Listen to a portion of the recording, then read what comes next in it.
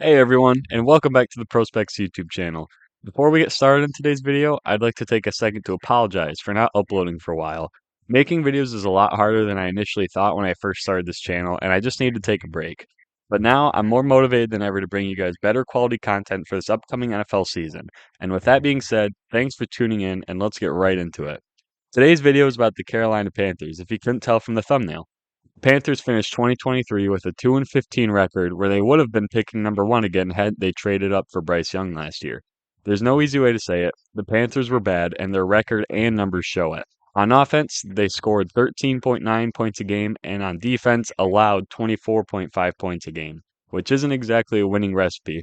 But today's video isn't nagging on them for being bad, because I believe that the Panthers can and will be better than last year, which shouldn't be too hard because of their record, but you never know. And today I'm going to tell you why. Over this last offseason, the Panthers hired former Seahawks and Buccaneers offensive coach Dave Canales. I saw a lot of people online questioning this move, but I think this hire showed their hand at their main goal for the upcoming NFL season: help Bryce Young. Canales will be heading into his 14th season coaching in the NFL, having been with the Seahawks from 2010 to 2022 as an offensive quality coach, assistant quarterback coach, wide receivers coach, offensive pass game coordinator, and finally, head quarterback coach. He spent 2023 as the offensive coordinator for the Buccaneers, and what's interesting about his career so far is how he's recently fixed broken quarterbacks.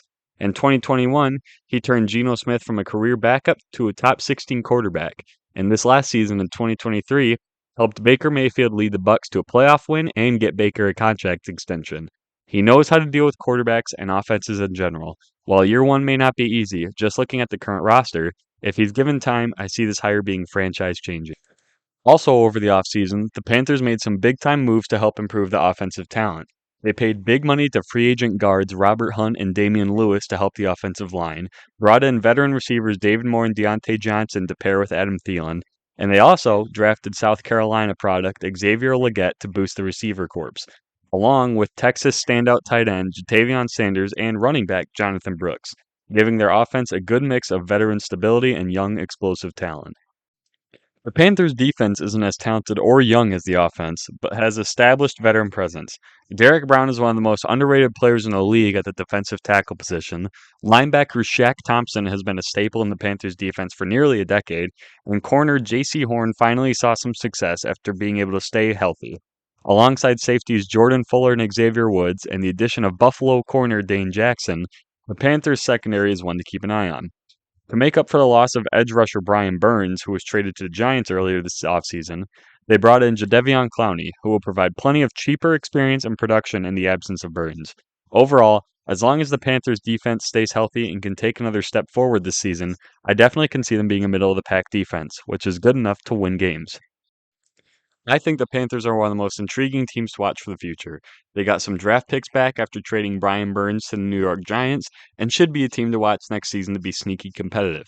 My only worry for this team is their owner, David Tepper, who's been rather incompetent lately, and I feel like he could fire the current staff if he doesn't have a decent season in Carolina.